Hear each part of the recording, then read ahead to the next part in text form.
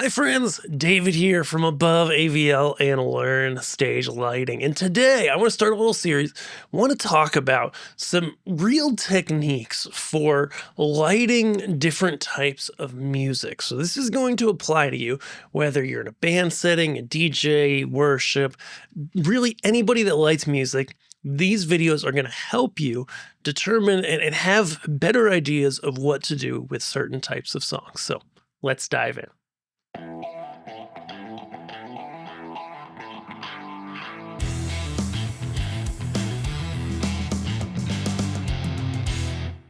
We're here on our virtual stage. This is actually a fun little rig that's kind of somewhat based on an install that we did for the Rivers Runs Event Center recently. Click a link to that video here. It's basically a Volux rig with spots and washes and beam fixtures and strobes, really typical stuff that you're going to see in a lot of spaces. And so what I want to do in this video is talk about slow songs, okay? How do you light slow songs and make them really impactful? I want to walk through some techniques, some things you can do that are going to make them really interesting and help the dynamics of your show or your event overall. So most people, right, you go to light a slow song and you're just like, hey, you know what? I'm going to take everything and I'm going to bring it up and I'm going to point it somewhere. It's already pointed somewhere. And I'm going to make it blue, right? And clearly I need to work on the colors in these fixtures.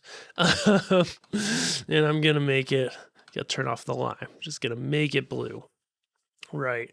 And that's what I'm going to work with, okay? That's fine, and it works, but there's really a lot more we can do than just going, hey, make it blue. Right. And then take, the lead singer, maybe. It's okay. We take this guy and we put him on in the center and we make him not blue. And we light up that person. We're like, voila, it's perfect. You can see the band. It's a slow song. It's blue, right? Now, we can do a lot better than that. So what kind of looks can you use in a slower song to make it more impactful? The number one tip and the number one thing I have is to simplify. Okay, so instead of just being like, hey, everything's on, go ahead instead and turn a lot of things off, right? So in this case, I could take this whole line of wash lights in the background, the Sysma L4s and the Volux Phantoms, and we turn them off, right? Ooh, wow, hey, that's impactful. No backlight, right? Because not only does it help people zero in during that song, it helps them, makes all the other songs, everything else happening in your event seem bigger, right? Maybe you go even simpler, if it's smaller, and do something similar with your front light, right? Where it's just like, you know what? Let's get rid of the majority of that colored front light. Maybe we just do 2 of these fixtures on, so that would mean the rest of them we're going to kick off. And all of a sudden, we've just got a little bit of blue, a little bit of front light. Looks really nice. What else can you do? Well, if you've got haze like we do here, maybe we go and instead of doing this, we turn off all of this and we're just like, boom, single light, lead singer, done. Then we go in and maybe we pull in something with just a little bit more texture. So in the case of, having some movers on the ground, right, maybe we take them, and I don't have a good position set on these guys, but we open them up and we pop in a nice gobo that looks cool, and we make them wide, we tilt them, right, and we just do a focus. Let's see, in capture focus, that full should be nice and sharp. Get a better gobo in here for this. And voila, maybe we even go and just point them at our lead singer or similar and just broaden it out just a little bit from there, right? And take that and make it blue, like so. Okay, so you can probably see that in lighting, you can really do a lot In fact, slow songs can easily be the most impactful. Okay, so using a gentle gobo, and just giving it, just the slightest amount. Actually, I should use my other gobo wheel. Something with a cool texture. Giving it a gentle rotation. And all of a sudden, this feels really magical on stage, especially with a full band. It's like, oh, just something really subtle, really smooth. Turning off the majority of the rig ahead gives us something really magical. Okay, what else can we do to make slow songs special? If you haven't picked up on it, obviously the biggest thing here is to be subtle, to slow down and say, you know what? It is 100% fine if you're in one cue for that whole song because it gives people a visual break. Maybe you literally just go between these gobos rotating and you stop them at the chorus and you make them rotate, or you make them rotate during the chorus, you make them stop during the verses. Make them rotate, you make them stop, right? And maybe, for the bridge or something, if you need just a little bit more impact, right, you take something in the backlight, maybe just a portion of the backlight fixtures, and you just pull them up a little bit. This is like 15%. You just pull them up a little bit during that busier part, and then you pull them back down. Okay, I think subtlety is the biggest thing you can do to make slow songs look good. Now, let's talk about the elephant over there in the room. Not really an elephant, but colors. Okay. On slow songs, every lighting designer, including me, goes, oh man, make it blue, right? Make it blue. Blue's just gonna work, right? Blue's gonna make sense. That's fine. That's fine, but we can do better than that, okay? So instead of just making everything blue on every slow song, experiment. I mean, yes, cool colors, there's an association with the brain, right? With cool colors and slow songs. Okay. But say instead of a blue, we play around with a couple things that can make it more interesting. Okay. Like violet, right? Or we do some violet and we do, just a really light pink. That can work. I would take down the intensity of these if I was doing that. But again, and this is another great trick for slow songs, is, work with the colors. Don't just default to blue, but also don't just default to everything being at full, because a slower song can give you space to breathe. And honestly, a lot of people say, especially folks that work in theater a lot, that if you just lower your light level overall, it opens up people's irises and helps them to see color better and kind of be drawn in a little bit better. Okay. So it's okay to have something in really subtle, really soft, and to go, you know what? Let's play with variations of white, like a light pink, like a light blue. Okay. Maybe we modify this and we go, you know what?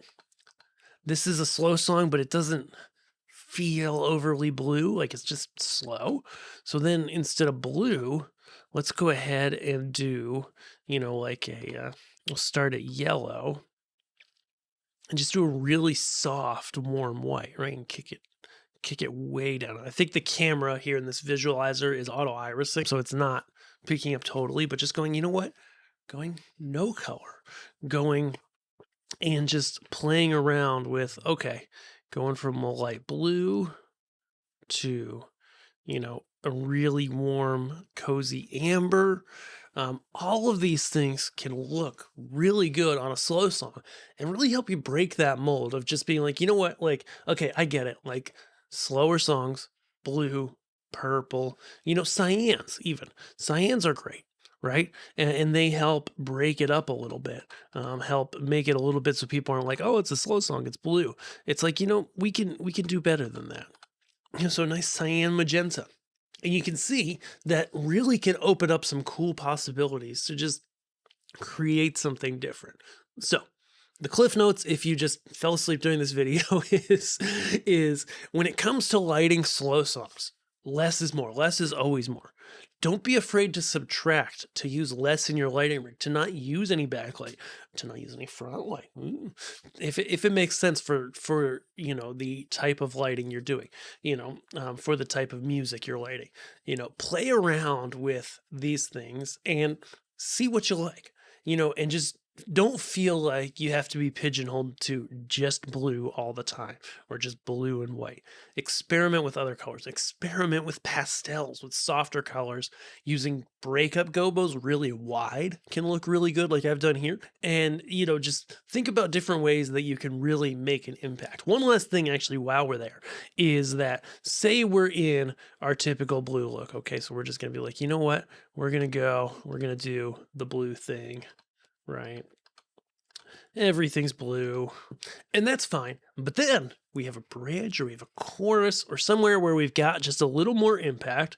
Say we grab, in this case, our strobe friends. Okay.